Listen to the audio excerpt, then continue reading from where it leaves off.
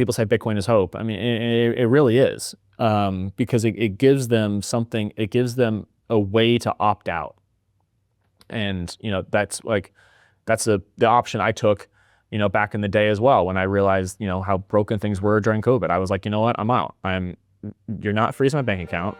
You're not taking my assets. You are gonna have to come physically to my house to enforce your will on me. You're not gonna be able to. I will not be at the whim of like a button pusher. Yeah.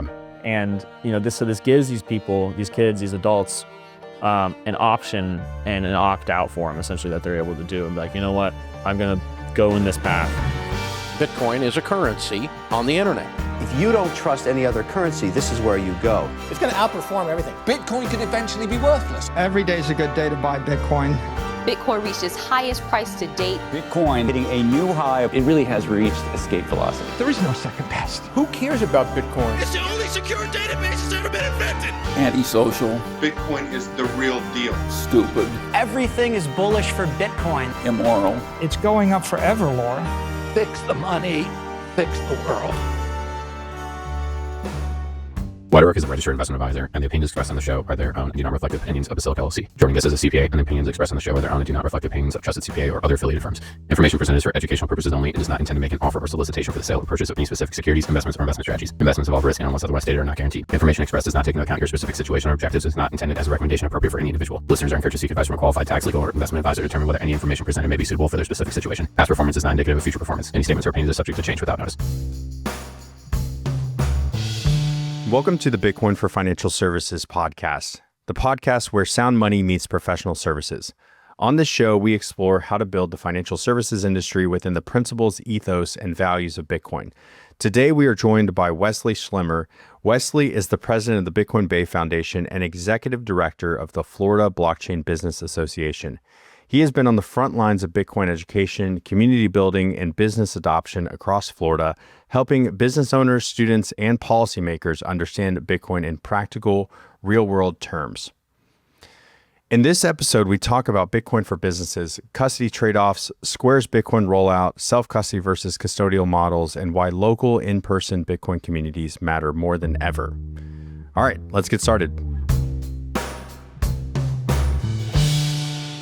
Alrighty, welcome back. We are on episode 4 of the Bitcoin for Financial Services podcast. Today, we've got a special treat. We've got Wesley Schlemmer from the Bitcoin Bay Foundation, among other things, but I guess that's your main thing.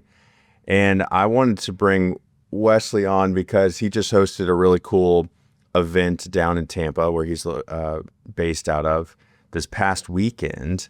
It was a Bitcoin for Business workshop. And gave a really great presentation. And I thought, man, I know you guys recorded the event and you're going to get it out, I'm sure at some point for people to watch. But I wanted to make sure that we kind of talked through some of the content that you shared with that audience. I think it'd be extremely helpful for our audience. So maybe Wes, give us your background. How'd you get into Bitcoin, and what do you do on a daily basis right now in Bitcoin world? Yeah, so appreciate you having me on and for joining us, for that event. I know it's a hard sell to get out of the snow and into the sun, but we still appreciate it nonetheless. I'm a born and raised Florida man. I went to school for chemical and biological engineering. Worked in biotech for a couple of years, then did some materials engineering for a while. Found Bitcoin in school during college. Unfortunately, not high school. Otherwise, I would have been able to afford it more. But it was just when I was investing and just doing my DCAs into whatever I could at the time. Just kind of building the stack early and often.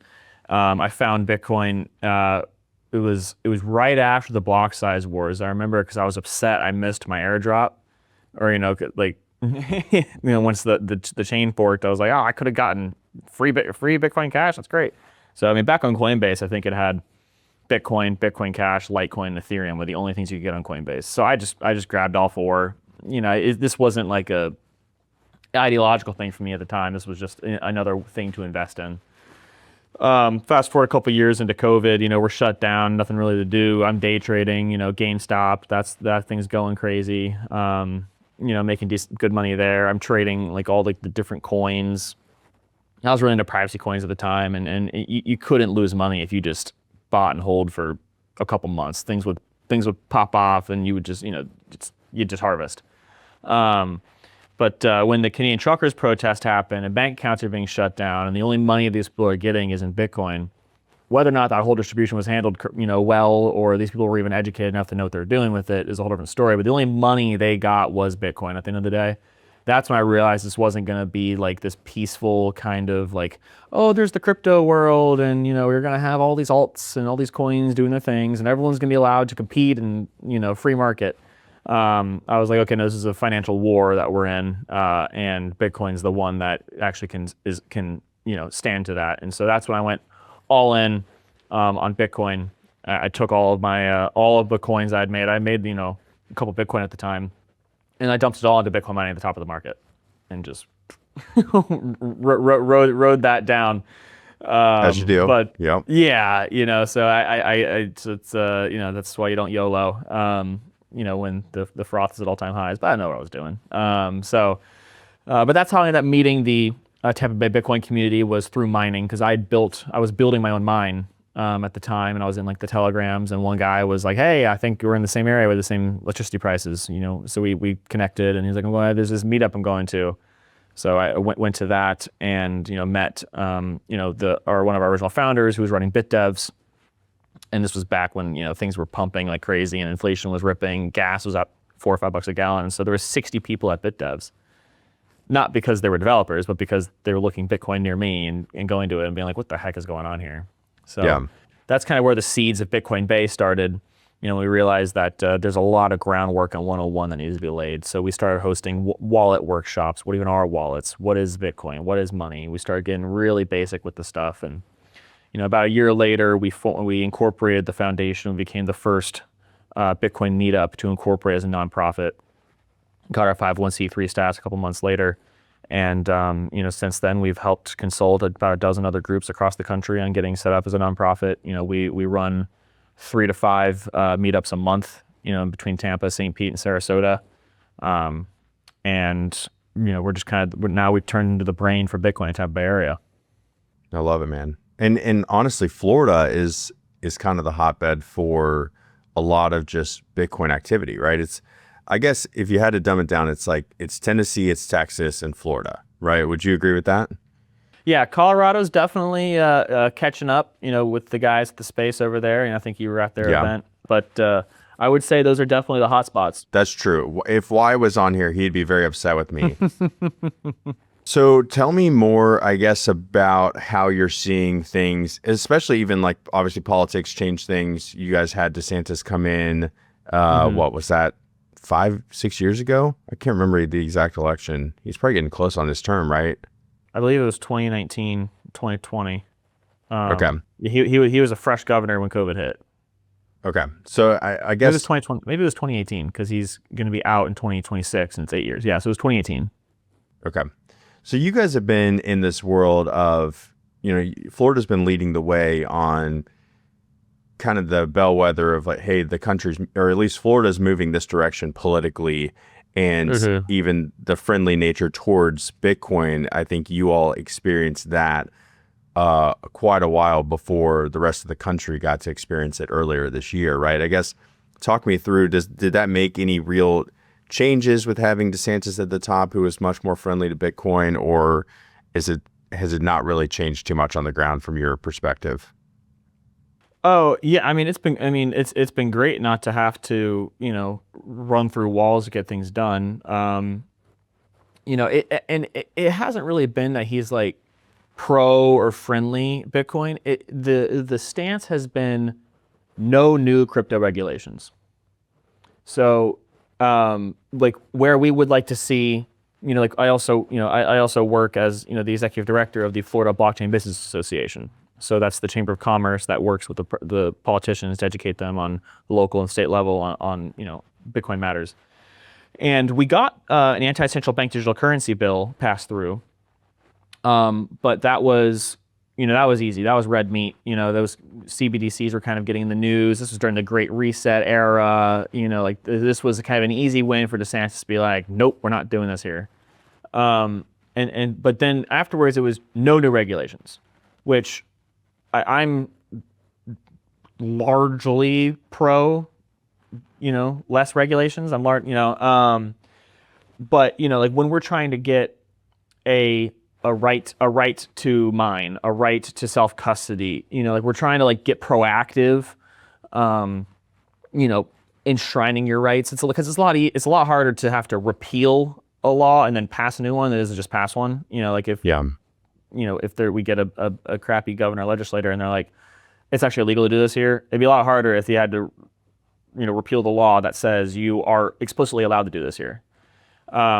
So it's been good for the free market grassroots people to just go out and do what we want, which is really it's just onboarding businesses and using Bitcoin as commerce. It's nothing crazy, but we would like to see more like the state being like, yes, like Bitcoin is maybe like we do a lot of sales tax holidays down here.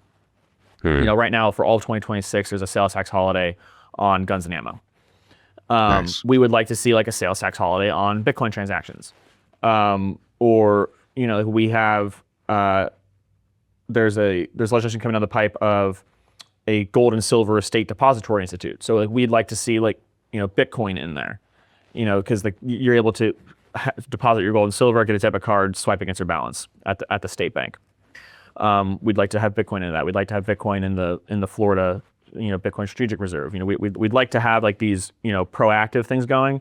But I will certainly take a government that's just saying, hey, we're going to keep our hands off here as long as you don't hit these bars, you guys are able to you're free and clear to experiment and innovate and build in Florida. It's a very pro-business state. So that definitely has been good. Your wealth deserves intention. Basilic Financial is a Bitcoin-focused wealth management firm built to help our clients find balance between money and meaning. We integrate sound money strategies across 4 distinct personalized services: financial planning, individual wealth management, retirement services for SMBs, and Bitcoin financial services. Your prosperity, your purpose, intentionally guided at Basilic Financial. Visit our website at basilic.io to schedule a free consultation. All right. Well, I think for our audience, like the best thing that we could do with our time today is really get a little bit in the weeds, but not too deep, because I know you can go pretty deep. But I really enjoyed your presentation on talking about custody. And we're in this really interesting moment in time where, one of the largest point of sales companies just released Bitcoin support inside of their POS systems. And so I think a lot of business owners are thinking, hey, maybe I turned this on. I don't exactly know what that means. I think the default, you can correct me if I'm wrong, but the default is it kind of auto converts to dollars anyways. But, Bitcoiners, they kind of move in droves and they see people or businesses that are adopting their, asset of choice for a good reason. And they're like, hey, I'm going to go actually do business with this business that I wouldn't have gone to prior to. So maybe talk through your thoughts high level on how you think Square getting that rollout out, how that changes the game. And then I'd love to kind of move the conversation to, okay, you're a business owner, you're an advisor to a business owner. Let's talk about custody, and all the different, trade-offs as you laid out in your presentation. So wherever you want to take that. Yeah. So, I guess we'll start with Square. So we use Square for our fiat processing. We love ZapRight, of course, in case Parker or Will or John's listening to this. And what Square turned on for all business owners today is, it's been a couple weeks now, but as a business owner right now, you are able to go into your banking tab on Square and click the Bitcoin button, and you can set up accepting Bitcoin directly and auto converting your fiat digital purchases into Bitcoin. So you are able to, if you like, for example, we have monthly donors. It's very hard to do on an automated basis with Bitcoin, so they use their credit cards. We are able to set anywhere from 0 to 50% from someone who's donating $100 a month to us, auto convert that within the day into Bitcoin. All sales. So if we sell tickets to our next charity gala on February 28th, someone's buying with a card and we have a donation come in and somebody's buying a seed signer, at the end of the day, all of your digital transactions can get batched and converted into Bitcoin from 0 to 50%. Naturally, we're at 50%. I'd do 100 if I could. But maybe someone can talk to Jack and ask him to let me do that. But so you can do that today. You don't have to have people paying you in Bitcoin to start accumulating Bitcoin as a business owner. Now, of course, we are a Bitcoin-based company. We operate a Bitcoin standard. We pay, our employees or our interns and stuff. We pay them in Bitcoin. You get 1 million sats a month, or whatever it is, and that's your rate. So we love having a Bitcoin treasury. If you are a business owner with fiat-denominated terms, you might only want to be at the 5-10% conversion. Like, what's your margin? What's your free cash flow that you're going to be sitting and parking in the bank? Maybe you're putting in a CD or something that you're waiting until you need that to make an expansion. Park 5-10%, 20. It depends on how much of Bitcoin you are. You can start auto converting and parking some of that free cash flow into Bitcoin. Seamless, no hassle. And you can sell it right back into Square. We love peer-to-peer sales. Square, I'm sure, makes it a little bit easier to track your cost basis and all of that. So, and you can withdraw that Bitcoin at any time. So it's great. We have a River account. We have a Multisig, which we can kind of step into once we get off the Square topic, and then we self-custody as much as possible. Now, you also can accept Bitcoin directly. If you turn the Bitcoin option on, a customer goes to your portal, your point of sale at your food truck, wherever, and how do you want to pay? Cash App, card, Bitcoin. It's right there. So it's great. 4 million merchants now have the ability to accept Bitcoin. Now, if you have multi locations, like there's a coffee shop down here called Blind Tiger, where the owner is a Bitcoiner and turned it on, the managers don't know it's on, or that so. Make sure you tell your employees that it's on, because when the Bitcoiners a little bit show of up, training because they will. Needed. And find your local meetup. Hey guys, I'm a business owner. I see this thing on my Square. Help me out. Bitcoiners will help you. And Bitcoiners will show up at your door being like, why don't you take Bitcoin? And actually, I have them right here conveniently enough. If you do use Square, they will send you these little things that have pay with Bitcoin. I guess it's inverted, but it says pay with Bitcoin. And it adds the little B down there. It comes with stickers. I don't have the stickers handy. You can put on your door. It says Square accepted here, and it says Cash App, Amex, Diners Club, Bitcoin. So it's just right there with your stickers and your stuff already, and Square will send these to you for free. I think that's all. I think that's all of Square. So do we want to? Yeah. No, I think it was just funny when Jason Keel and I were leaving. It was just this moment of like, just take a step back, right? Like, it's crazy that is rolling out to that many merchants. And then it really, I think, fast tracks how quickly businesses and their consumers can interact together via Bitcoin. So all I'd say, it's a really cool deal. And to Wesley's point, if you have questions on it, it's like when you go to the gym and you're new to the gym, right? You go around and you ask some people. Most everyone's very nice. Bitcoiners are the same way. They're going to show you the way. I would say, try to stick with just Bitcoiners, because otherwise you get a little, you don't know who you're dealing with. But I can vouch for probably 95% of all the Bitcoiners I've met as like just extremely upstanding people, happy to jump in. And some people, some do it for free, some charge a fee, and obviously both of those models work well. Yeah, and if you have questions, obviously you can reach out to Wesley, reach out to myself. So, all right, let's get into, okay, say a business owner says, hey, I've seen what Steak and Shake has done.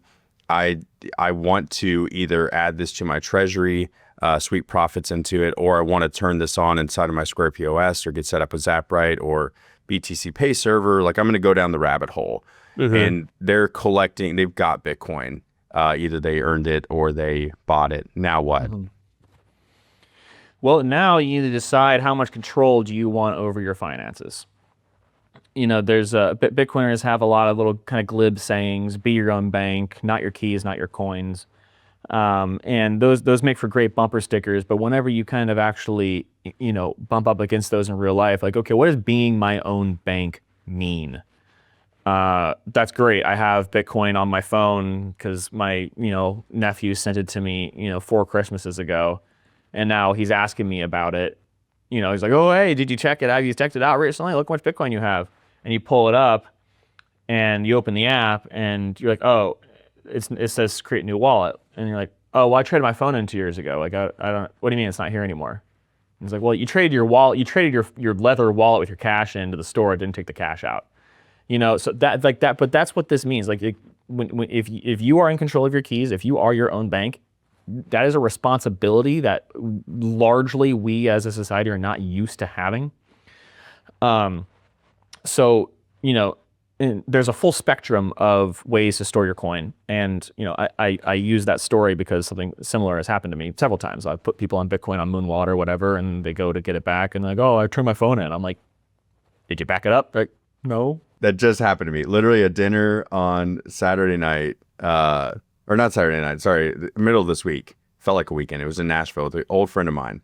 Paid him in Bitcoin to drive me. My truck had a flat tire like maybe a year and a half ago. Drove me from Lexington to Louisville. I paid him in Bitcoin to do it. And he did the exact same thing. Went and got the new iPhone. And I was like, dude, because we had checked it. The $100 I sent him at the time had gone, you know, all the way up to like $200. Yeah. And anyways, so I'm glad you point that, and you pointed that out in your presentations. Like, you really have to take responsibility, or no one is coming to hold your, I mean, people around you can hold your hand to help you at the beginning, but you need to start changing how you think about the world just generally, and say, I'm going to take responsibility for everything in my life, and money is a big part of that, right? Yeah, and you, like I tell people, you need to think of this as cash in your wallet.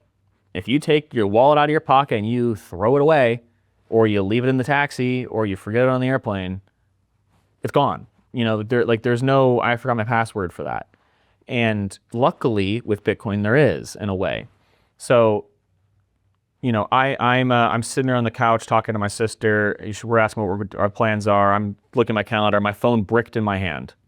It just died. Motherboard died. Took it to one of the data extraction places. They're like, sorry, dude. I had just purchased for my parents like a solid chunk of coin from someone in my community, but I went from there to their house for Easter, and I hadn't had a chance to offload the coin onto my cold storage.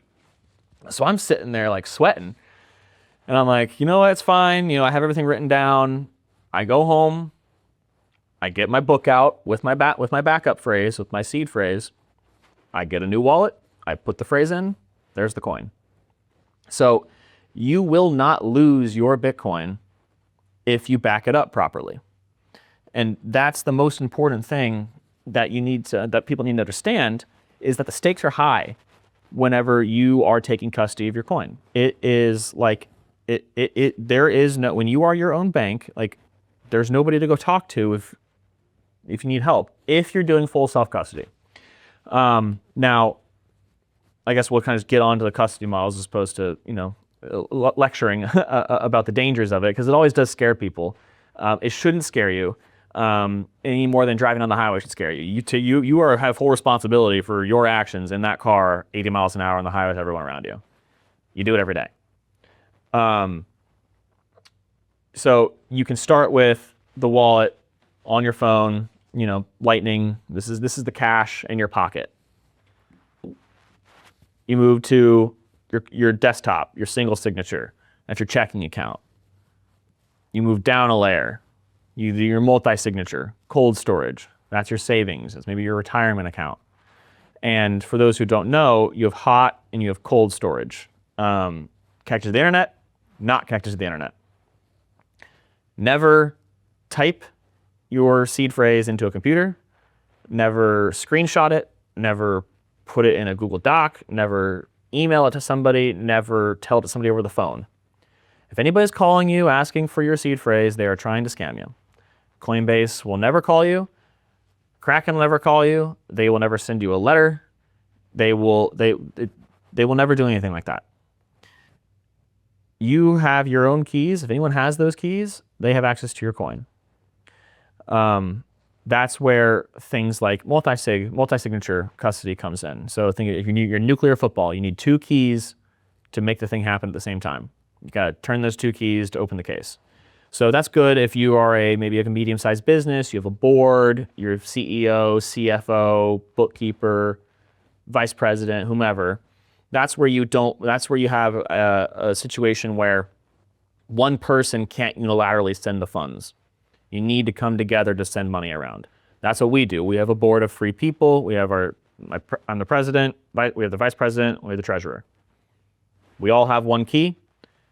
If we need anything more, then it's in our Square account that I have access to, and if it's under $1,000, I can just spend and do things. I don't have to get board approval for everything.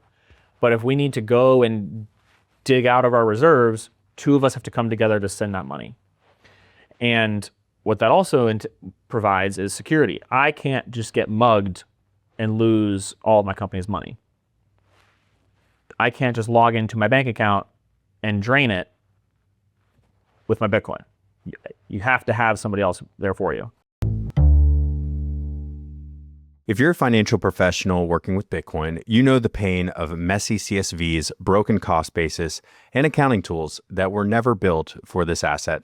Bitmint fixes that. Bitmint is the Bitcoin native accounting platform built for CPAs, bookkeepers, advisors, miners, and serious Bitcoin investors. You get clean Bitcoin bank statements, reliable cost basis tracking, full reporting, and fiat integration through Plaid. No crypto talk, no workarounds, just proper accounting for the hardest money on earth. Create a free account or book a demo at bitmint.co today. Take a little bit of a step back. So you're throwing around keys, right? I think talk through the words and then the hardware device as well as the phone, right? Because you can have it where you can just easily spend on your phone for small amounts. You've got the physical, and this was something that really I remember getting hung up on, like, what is the difference between the words and the actual physical little, calculator looking signing device, right? Yep. Yeah, so so your private key is what gives you access to your Bitcoin on-chain. Your public key is what people see to know what your address balance is and where to send your Bitcoin to. If you can think of it like your home address and your house key. Just because I know where you live doesn't mean I can get in unless I have your key. And then you have your seed phrase, which can help generate your key. And it's basically a human readable format of about 12 words that essentially equals the randomness that is your private key. And that would kind of have to get into the weeds to describe more. But you write down your 12 words and you create a wallet. You write that down twice. You don't screenshot it. You don't email it. You don't take a picture of it. You write it down. You cannot hack pen and paper. You write it down twice, put them in 2 separate locations. You now have 2 backups in case something happens to your device. So that's what we mean when we say keys and backup phrase and all of that. And then when you have your hardware wallet, like I've got our Bitcoin-based seed signer. So this is a DIY hardware wallet. I like it because you can build these yourself. Now, of course, there are other devices that are nicer and more expensive and maybe feel better in your hand. But at the end of the day, they all do the same thing. All these devices do is keep your key material offline. So whenever I want to send a transaction, of course, I have to touch the internet to broadcast that information. So if you have something like a cold card, the calculator device you said, your keys are actually stored on that device. They have a secure element like your phone does that is resistant to hacking and breaching. But ultimately, those devices have your keys on that device. And they're not connected to the internet. Correct. Yeah. And so, like, for example, the seed signer, you communicate via QR codes. You create your transaction on your computer, on your monitoring wallet. That way you put your public key into that wallet. That way you can see all of your transactions, you can label them, you can do your bookkeeping, you can receive. But once you send, you have to get that key to sign that transaction. Just like if I have your home address, I can look you up on the property records, I can check your flood zone, I can send mail, I can see if people are walking into your door, but I can't get in without that key. And so what these devices do is cold storage, keep your key offline. And, this uses QR codes, cold card uses SD cards. Each device kind of has their own way of, it's called air-gapped communication. Okay, and Go ahead. Yeah, I was just gonna, because I think I want to make sure we cover this. I want to make sure we cover, kind of that trade-off model that I think a lot of business owners, right, would like rely upon, maybe a strike or a river. But then I think the real, like, I just want to tee it up as like the real reason why we would go through any of this, right, as a business owner is so that, and we can get into this towards the end of the conversation probably, but so that you actually have control over your money. We've seen the bank failures. We can get into some of that, but I think that would be helpful for this audience. Again, we're not technical, but it is helpful to know like these are the options that we've got. But then the big thing is like, why are we even talking about this in the first place? Right. So yeah, no, I think if we would go from there to like more of the trade-off models with maybe a river or strike, that might be a good place for us to go next. Yeah, if you haven't checked out by now, and you're like, why would I go through all this? This sounds like a huge pain in the ass. I could just have it be custodied on Coinbase. And you can. And for some people, that might be the best for you. Obviously not Coinbase. I hate Coinbase. They're going to data breach you within like 6 months. It's ridiculous, the fact they're even still a solvent company. Never respond to a text message from Coinbase. I mean, most people have been a Coinbase user at some point, I guess. And yeah, I get so many emails, so many texts that are like, oh, you changed your password. Did you mean to do that? It's like, I haven't logged into my Coinbase account forever. There's like $5 in there. If you want to steal it, go for it. So all that to say, yeah, if you can avoid ever even getting into Coinbase as a new user, that'd be amazing. Yeah, and if you're looking for handheld, simple Bitcoin KYC exchange, I mean, we recommend River. We use River. They're a trusted. They've never gotten breached, as far as I know. They do proof of reserves. They have like layered security. So if you're going to go with the custody model, you're gonna have to scan your face. You're gonna have to upload a bunch of documents. It's a very permissioned and no privacy system. Some people don't care about that, so that's fine. But that kind of gets to what I always call it's the privacy and security versus convenience trade-off. Money in your pocket is conveniently accessed. Money in your safe, a safety deposit box buried in the backyard, is inherently inconvenient to access because it is more secure. The more secure something is, the less convenient it is to get to. That's just how it works. But with that extra security and lower convenience, you have more control. I have full control over the funds on my phone wallet. And so why you as a business owner want control over your coins? Your bank's been frozen because you had a large purchase order come in that was out of your typical range. You were banking with Silicon Valley Bank because you were a startup. You were banking with First Republic. You were banking with Silvergate. Your banks just go under, apparently, just randomly these days. And if you have payroll to make today, tomorrow, and your bank is being brought into receivership, and your employees are living paycheck to paycheck like most Americans, you need optionality. Are you going to keep $30,000 in cash in a safe in your office and tell your employees to come in and you start just handing it out? Or are you going to keep that in an asset that typically grows over 4-year spans? Because it's not likely your bank's going to fail in 6 months. Over 4 years, we've gone from 5,000 banks in the United States before 2008. We're at like 1,800 now. So like that's not a good survivor rate.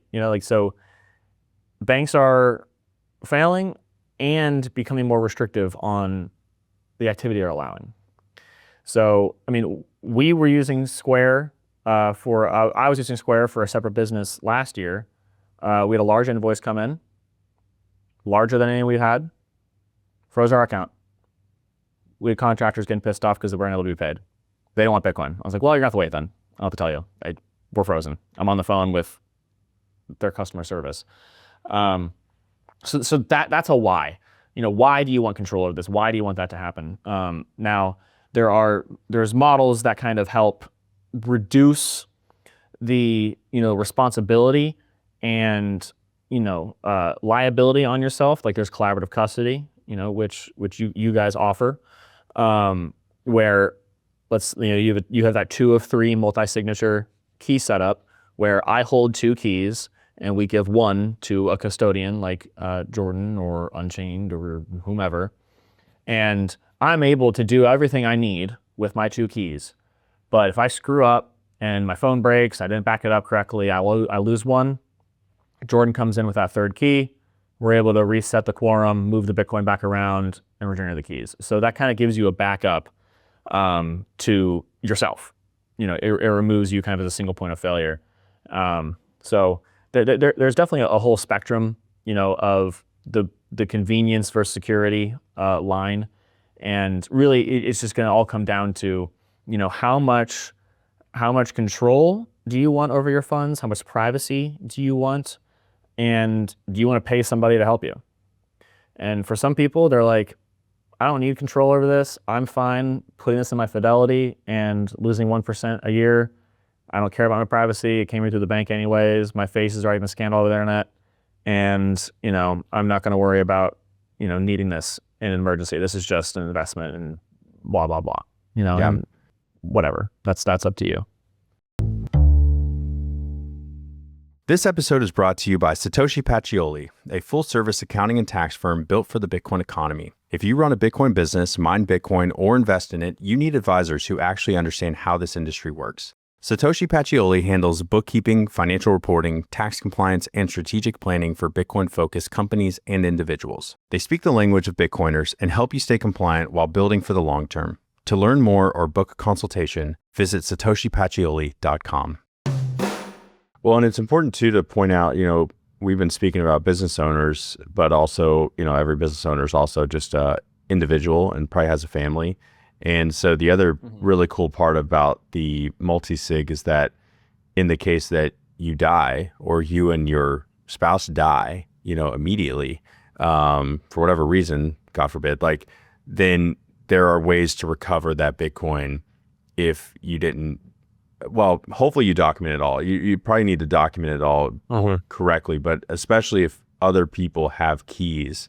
For example, if you had, I guess maybe a 3 of 5, right? And you gave 2 of the keys out to trusted partners, whether it was your attorney, your CPA, someone in the family that knows what they're doing.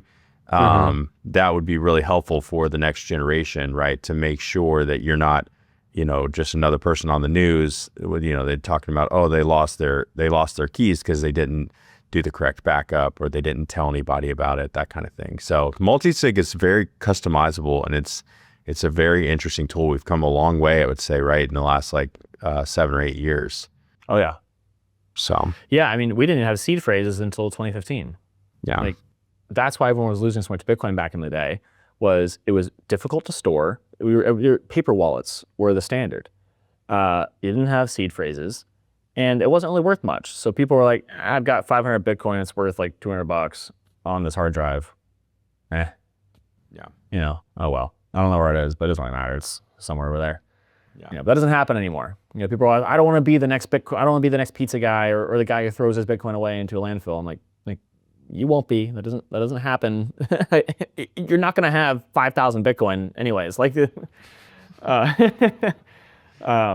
maybe you are. And if you are, you can donate to Bitcoin Bay to lower your tax burden. But that's a separate issue. Yeah. Okay, so I think we should talk about. I'm glad you brought up Bitcoin Bay. I think what you do in your local community and probably more broadly to the to your internet audience as well is you educate people, which is extremely important. It's crazy if you're in this world, you figure everyone knows exactly what I know, right? And then you start talking to people and you're like, no, I guess they've not listened to as many podcasts as I've listened to about Bitcoin and read as many books. So I guess talk to me about how that experience has been. I know when we were just down in Tampa, you had a professor from the local university that was there, University of Tampa, and he even brought along, I think it was like 7 or 8 different students from his class, which was awesome, by the way. I was like going up to him like, any of you all studying accounting and want an internship? Because if you're at this event on a Saturday morning, that tells me something about your character and work ethic. So anyways, yeah, tell us about what you've been doing with the education piece. Yeah, well, if you need interns, I got them. There's a lot of accounting majors over there. They've helped us with our books before I finally acquiesced. I went to Joe and was like, please help. Okay, sounds good. We'll talk about that off air. Great. But yeah, that's been, so yeah, our whole shtick is education. We're a 501c3, we're a community education-based nonprofit, and we did that because we want to be able to go to schools and businesses and individuals and be like, look, we're not here to sell you Bitcoin. Like, we are here to educate and help build this community. Because so many, there's an ocean of information out there. I mean, you already mentioned the podcast and the books. Not to mention just like Googling what is Bitcoin, like it is like drinking from a fire hose while you're going down a water slide. Like it is insane. And so, that was our goal of being an in-person community hub where you can come in and speak to a human or several people at one of our meetups and realize like, okay, I'm not alone. I'm not going into some back alley to trade Bitcoin for cash. Like, coming into an office building that's well lit and has other offices and businesses and things being done inside of it, and I can go and speak to a human about these issues and look them in the face and look them in the eye. So that was a big reason why we've done this. I'm a private guy. I don't like being the face of Bitcoin Bay, but oh well. Someone had to do it. Yeah, here we are. Yeah. Yeah, and yeah, I should have done that before I went on all these podcasts, but oh well. And the relationship with the University of Tampa has been one of my favorite parts, about this. The community that we built here and the relationships we have over there are a blessing. We have a course being taught at the University of Tampa now, the economics of Bitcoin. The Bitcoin Club there is the second largest non-Greek club on campus. I'll go and speak there once or twice a semester, and the kids are standing. There's 50 plus people. I mean, like that club puts most meetups I've seen to shame, mine included. And the first crop is graduating now, and now they're coming to the actual meetup is because they can't really go to their old one anymore. And seeing these students that are understand a lot of the things that we understand, because that professor is he's based. He's crazier than I am. Which is saying something. And so, he attracts a certain student. And so, I love going and talking to that class. Half of them are there for the extra credit, but, a solid chunk of them have their heads up and their eyes are actually open and they're actually looking at you, and like listening to the words that we're saying. And because they're looking for like hope and like options for the future. Everyone can feel the squeeze we've been under for for our whole lives, and kids especially. They're 20, full adults in their early 20s especially are like, okay, I'm going to graduate, I'm leaving my little bubble, and I have to get a job and then hopefully buy a house and start a family. How the heck am I supposed to do that when the median age of a home buyer is above 40? And so they're looking for alternatives. And so that's why, like people say Bitcoin is hope. It really is, because it gives them something, it gives them a way to opt out. And, that's the option I took, back in the day as well, when I realized, how broken things were during COVID. I was like, you know what, I'm out. You're not freezing my bank account.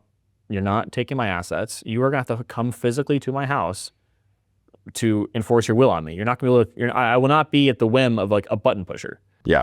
And, this gives these people, these kids, these adults, an option and an opt out for them, essentially, that they're able to do and be like, you know what, I'm going to go in this path. And it's been great. It's been a real honor to work with the students over there at UT. No, it's awesome, because even, my youngest sibling, Emma, she's in college right now. I think she's a junior. Hard to keep up with everyone, but yeah, it is. You know, it's like we have conversations, and I'm like, Emma, what are you majoring in?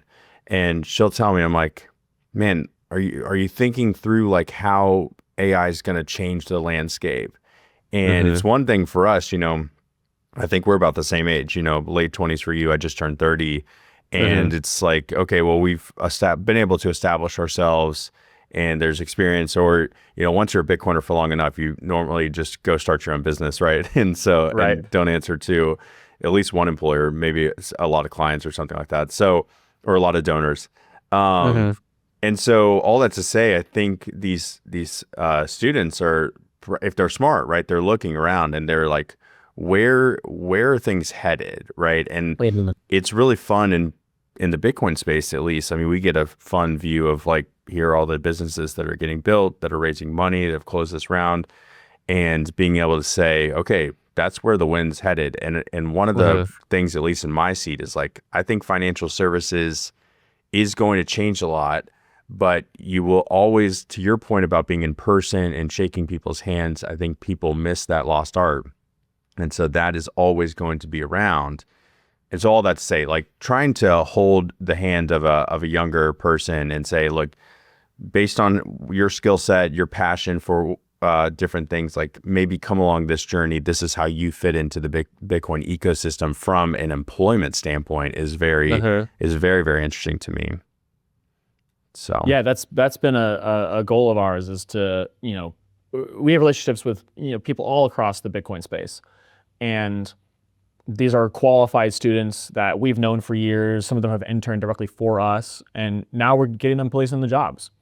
You know, like, I'd rather, you know, like, I don't know if you ever played the dice game left, right, center. Like, you want the dollars close to you, you know. So, so I want to get my friends at the employers qualified candidates and hires, and I want my students and, you know, friends nearby to be getting paid. You know, so it's, selfishly, I want more Bitcoin in Tampa Bay, of course, you know, but, you know, because it is tough. I mean, I'm always sending people bitcoinerjobs.com, you know, I'm always trying to find places to plug people in, you know, because it's just, it's tough out there, especially if you're young and just starting. You know, I mean, I think youth unemployment's hitting like 10%. Yeah, no, absolutely. Well, this has been great. I want to probably just close out with how, you know, if someone's listening, they're an advisor, they are a business owner, where would you point them to go next? Is it just their local meetup? Is it specific, any book recommendations, podcast recommendations? Well, nobody reads, so I don't recommend books anymore. And if you're a business owner with a family, you probably don't have much time to read through the Bitcoin and fiat standard and gradually then suddenly. You know, so I tell everybody this: find your local meetup, go to your local meetup, meet the people in your area, especially if you're a business owner, because those will be customers, and they might host, if you like run a restaurant or whatever, like, they might host meetups at your facility. You know, like, if you're a business owner or an advisor and you want to get involved in the Bitcoin space and figure out where to do that, go into your local community and figure out where they are. If you don't have one, you know, you're listening to the podcast, so you must already like Jordan. You know, talk to them. You know, like, we love, you know, like, the work they do. You know, between Jordan and Joe. I mean, I've been friends with Joe for a couple of years now. You know, and then if you're having trouble finding your local Bitcoin community, you can reach out to us. You know, we help place people all the time. You know, you can find us at bitcoinbay.foundation. My email is wesley@bitcoinbay.foundation. And, you know, we can help put you in touch with whoever you want. If you want to mine Bitcoin, you know, there's plenty of people who want to do that too, you know. So, like, there's a whole wide world of Bitcoin out there. Yeah. And this is not the first Bitcoin you heard of back in 2017. It is a very different scene. And there is something for you in there. And, you know, I just get started today. You know, there's I guess if you needed a podcast or thing to listen to, what is the problem? I think it's about a 15-minute short video, and it just, what's the problem? We've talked a lot about technical stuff with custody and storage and accepting, and, you know, and, okay, yeah, I might want to control my money, but, like, why? Like, what problem is Bitcoin solving? I think understanding that will really help, you know, kind of galvanize you. And and encourage you to actually put the work in as required to take responsibility, for this kind of stuff, because it can get very complicated. It can get as complicated as you want it to be, but it can be simple. But it's just the most important thing is that you start as soon as you're comfortable. I'd say start yesterday, start now, but like don't let perfect be the enemy of the good here. Get on River or Strike and buy $10 and then send it somewhere. It's just scanning a QR code. It's really nothing crazy. Yeah. That would be my recommendation. Okay. That sounds great. Well, thank you so much for your time today, Wesley. This is amazing. Yeah. If anyone has any questions, of course, reach out to Wesley. Where can people find you on like X, or are you on LinkedIn if they're on there? Yep. Yeah. I'm at LinkedIn, Wesley Schlemmer. If you search Bitcoin Bay, that should bring me up too. We're on Twitter at Bitcoin Bay TPA, as well as Instagram. I don't have personal Instagrams and Twitters anymore, but I do read those DMs, so you can follow us on there and hit us up if you have questions. We're happy to help. Beautiful. Alrighty, that sounds great. Well, thanks so much for listening today, and we will be back next week. Bye.